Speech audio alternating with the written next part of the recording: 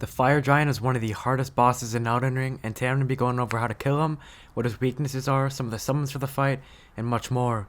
If you guys are looking for specific information in this video, make sure to check out the chapters on the timeline of the video. Just scroll past and you can see what you want to find.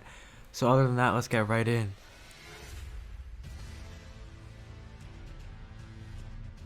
Now, if you guys are looking to get a summon for this fight, we can summon the Jar Guy. He's got some great attacks and he can tank a bunch of damage. So, once you guys have defeated Scourge Radon, which can be found at the Red Main Castle after activating the 2 lifts and going up the Dectus lift, you can simply speak to him and begin his quest line. So what you're really going to want to do here is just exhaust the dialogue until he explains to you where he's going next. After that, you can move out to the Caria Study Hall, which is where he'll be stuck next, and we're going to get him unstuck, and we'll be able to use him to fight the Fire Giant.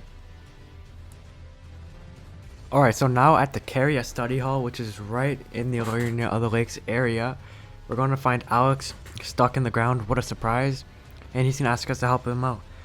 So, to help him out, we're just going to have to grab some oil jars, and we're also going to have to exhaust the dialogue, which we're going to do right now. So as you guys can see, he's just got a bunch of dialogue you got to skip over, and this is pretty much just to continue the quest line. There's only one thing after this, and we're ready to get him in the Fire Giant with us. So he's just going to ask you to smack him in his ass, which we're going to do right now.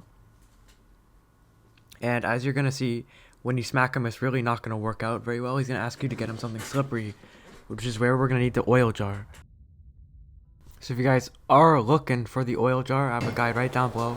Just like to give a shout out to Gamerpillar for the footage. You guys are going to want to head to the Siofa River underground area if you have it unlocked. You can get it through the forest area near the East Limgrave. You simply just want to follow this path and speak to the merchant who sells you the Nomadic Cookbook number 17, which allows you to craft these oil pots, and you can make them with the mushrooms you can find pretty much everywhere around the city. So you're simply just going to drop down, purchase it from him, and then we'll head right back. Once you guys have your oil jar, you simply just throw it at him, then smack him in the back like he asked you to, and after like 4 or 5 smacks, he'll ask you to smack him one more time, and then he'll be right out, and you'll be ready to meet him at the Volcano Manor area, right below Mount Gelmir. So that's where we're heading right now. Alright, so you'll next see him in the Volcano Manor area, and to get there you're going to have to go through the Altus Plateau to get to the lower Mount Gelmir. Now you're going to find him in the middle of Lava Lake, and you're going to have to kill a tough boss in Magma Worm to get here. It's another dragon, and you're going to find him screaming in the middle of a lake. You can just use your horse on this if you want to avoid most of the damage, although it doesn't tick very hard if you have high health like me. So again, you're simply just want to go up to him, exhaust his dialogue, and you're going to be able to move on to the next step. This time around, you're just going to spam it. You don't have to do anything like grab a stupid oil jar. Simply just going to talk to him, and I'll give you a jar which you can wear on your head for good armor. If you guys are looking for a heavier build, I'll drop a video about that soon. But once you exhaust the dialogue and finish it all off, we're ready to take on the Fire Giant. So let's get right to it. Alright, so first things first, you guys are going to notice on the left side of the gate, you're going to see the Alex Jar Guy we just got summoned. And he's going to be able to help us around with the whole fight. So, as this is playing in the background, I'm just going to give some information. The Fire Giant is strong against fire, holy, poison, scarlet, and hemorrhage damage, which means it won't be very good against them. And for his first attack, that big sweep thing, you're simply just going to roll into it. What I didn't do in that clip was roll into it. Bad mistake. His weaknesses, however, are physical damage and frostbite damage. So if you guys are looking at pack some extra punch, I will put on the screen some frostbite and physical damage weapons that you can use.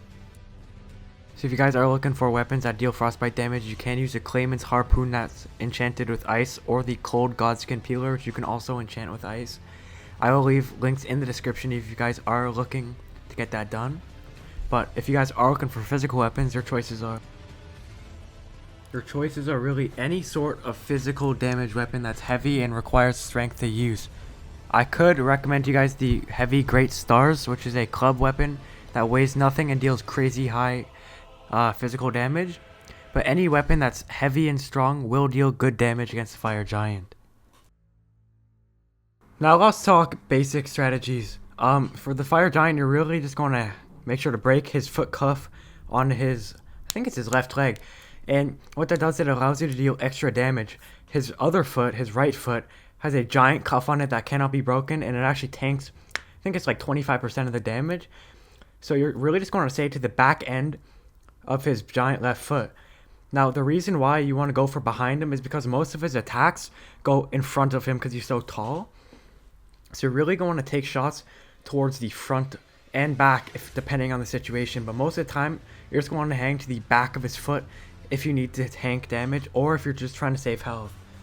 In other circumstances, he does have a giant roll attack, which you simply need to roll to the left or right to dodge, depending on the direction it's going.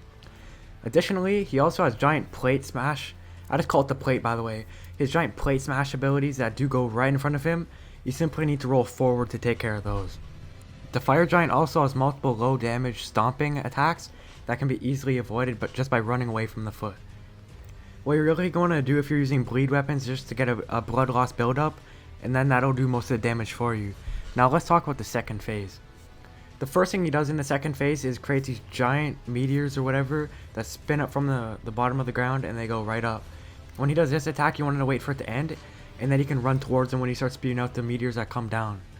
Once that attack comes in, you can simply just run towards him because the meteors cannot land anywhere close to him. After this, you're really going to spam and attack whatever leg you'd like to at this point. I don't think it matters in the second phase. However, I would recommend being very careful as he does roll a lot more in the second phase. Also, you're really going to watch out for his fire attacks that he shoots at you, and you're going to make sure he's aggroed onto your summon most of the time. Additionally, he also shoots these fireballs at you that home in on you. To take care of those, simply walk up to them, wait for them to detonate, and then just roll away if you don't want to deal with those. One last thing with his next phase is that he is missing his left leg, so you are going to have to figure out how to attack his upper body if you're looking for extra damage. At this point in the fight, it might get desperate. If it does get like that, you can use rune arcs or certain items that increase your health or damage regen. You're really going to be able to use what you have in your inventory if you run out of flasks. For example, you can use rune arcs as a substitute, or your physic flask if you have that set up. If you don't have the physic flask, I will leave a link in the description if you're looking for that. But you're really just going to be wary for those AoE attacks. They can nearly one-shot you, so you're always going to be careful and wary of where he places those. To finish him off, you're really just going to dodge his attacks. He gets very desperate towards the end, and to take him out, you're really just going to want to follow him, especially with all the rolling.